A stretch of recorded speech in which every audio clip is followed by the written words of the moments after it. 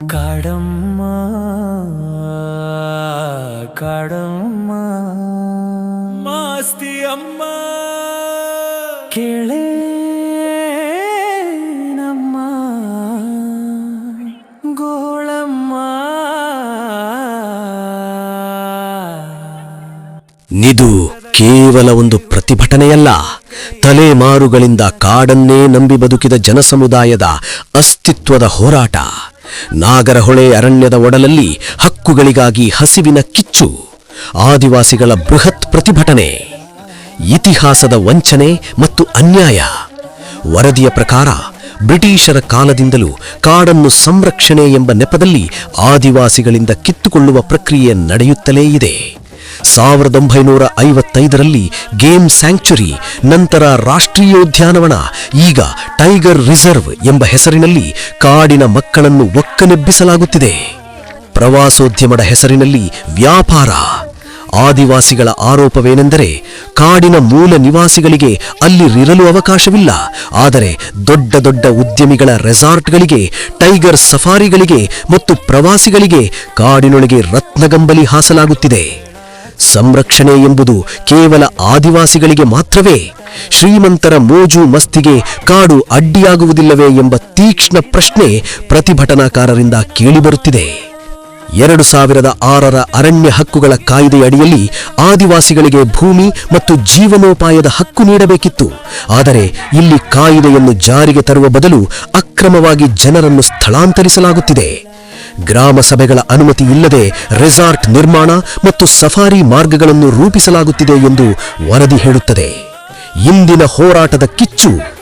ಕಳೆದ 15 ದಿನಗಳಿಂದ ಮೈಸೂರು ಮತ್ತು ಕೊಡಗು ಜಿಲ್ಲೆಯ ವಿವಿಧ ಹಾಡಿಗಳಲ್ಲಿ ಪಾದಯಾತ್ರೆ ನಡೆಸಿರುವ ಸಾವಿರಾರು ಆದಿವಾಸಿ ಮಹಿಳೆಯರು ಮತ್ತು ಪುರುಷರು ಇಂದು ಉದ್ದಬೂರು ಚೆಕ್ ಪೋಸ್ಟ್ ಬಳಿ ಜಮಾಯಿಸಿದ್ದಾರೆ.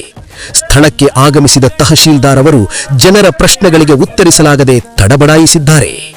ಪ್ರತಿಭಟನಾಕಾರರು ಸರ್ಕಾರದ ಮುಂದೆ ಪ್ರಮುಖವಾಗಿ ಈ ಬೇಡಿಕೆಗಳನ್ನು ಇಟ್ಟಿದ್ದಾರೆ.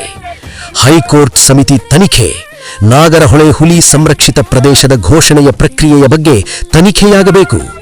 ಸಫಾರಿ ಸ್ಥಗಿತ, ಸಮುದಾಯದ ಒಪ್ಪಿಗೆಯಿಲ್ಲದ ಸಫಾರಿ ಮಾರ್ಗಗಳನ್ನು ತಕ್ಷಣ ರದ್ದುಗೊಳಿಸಬೇಕು. ಎಫ್ಆರ್ಎ ಕಾಯ್ದೆ ಜಾರಿ, ಅರಣ್ಯ ಹಕ್ಕುಗಳ ಕಾಯ್ದೆಯಡಿ ತಿರಸ್ಕರಿಸಲಾದ ಎಲ್ಲ ಅರ್ಜಿಗಳನ್ನು ಮರುಪರಿಶೀಲಿಸಿ ಹಕ್ಕುಪತ್ರ ನೀಡಬೇಕು. ದೌರ್ಜನ್ಯ ತಡೆ, ಆದಿವಾಸಿಗಳ ಮೇಲೆ ದಾಖಲಿಸಲಾದ ಸುಳ್ಳು ಪ್ರಕರಣಗಳನ್ನು ಹಿಂತೆಗೆಯಬೇಕು ಮತ್ತು ಅರಣ್ಯ ಇಲಾಖೆಯ ಕಿರುಕುಳ ನಿಲ್ಲಬೇಕು. ನಾವು ಕಾಡನ್ನು ಕಾಯುವವರು, ಕಾಡನ್ನು ಕೊಲ್ಲುವವರಲ್ಲ ಎಂಬುದು ಈ ಮಣ್ಣಿನ ಮಕ್ಕಳ ಮಾತು. ಜಿಲ್ಲಾಧಿಕಾರಿಗಳು ಸ್ಥಳಕ್ಕೆ ಬರುವವರೆಗೂ ಹೋರಾಟ ನಿಲ್ಲದು ಎಂದು ಪಟ್ಟು ಹಿಡಿದಿರುವ ಈ ಜನಸಮುದಾಯದ ಧ್ವನಿ ಸರ್ಕಾರಕ್ಕೆ ಕೇಳಿಸುತ್ತದೆಯೋ, ಅಥವಾ ಅಭಿವೃದ್ಧಿಯ ಹೆಸರಿನಲ್ಲಿ ಮತ್ತೊಂದು ಸಂಸ್ಕೃತಿಯ ನಾಶಕ್ಕೆ ದಾರಿಯಾಗುತ್ತದೆಯೋ ಎಂಬುದನ್ನು ಕಾದು ನೋಡಬೇಕಿದೆ.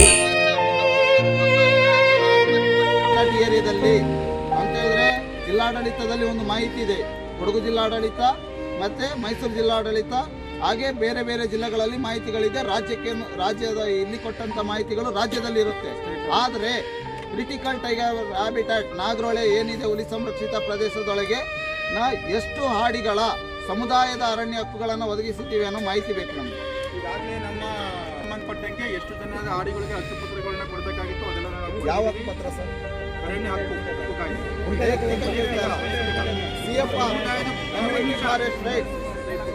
ವೈಯಕ್ತಿಕನ್ನು ಕೊಟ್ಟಿದ್ದಾರೆ, ಸಮುದಾಯದ ಹಕ್ಕುಪತ್ರ ಕೊಟ್ಟಿದ್ದಾರೆ. ಅದು ಸಂಬಂಧಪಟ್ಟಂಗೆ ನಮ್ಮ ಟ್ರೈಬಲ್ ಆಫೀಸರ್ ಇದ್ದಾರೆ, ಎಕ್ಸ್ಪ್ಲೈನ್ ಮಾಡ್ತಾರೆ. ಹೇಳಿಯಪ್ಪ, ಅದ್ರ ದಾಖಲೆಗಳು ಸಮೇತ ಸಮುದಾಯದ ಮುಂದೆ ಇಡಿ ಸರ್. ನಿಮ್ಮ ಹತ್ರ ಇದೆಯಪ್ಪ ಸಮುದಾಯದ ಹಕ್ಕುಪತ್ರಗಳು?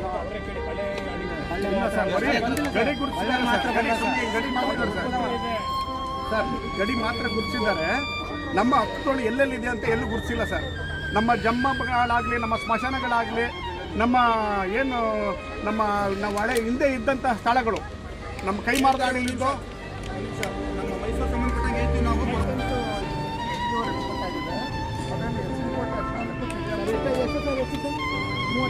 ಯಾರು ಕೊಟ್ಟಿದ್ದೀವಿ? ಎರಡಿದೆ ಸರ್.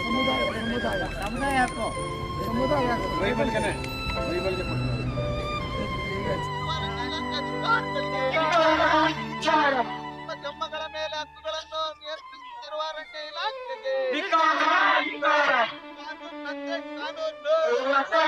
ಕಾನೂನು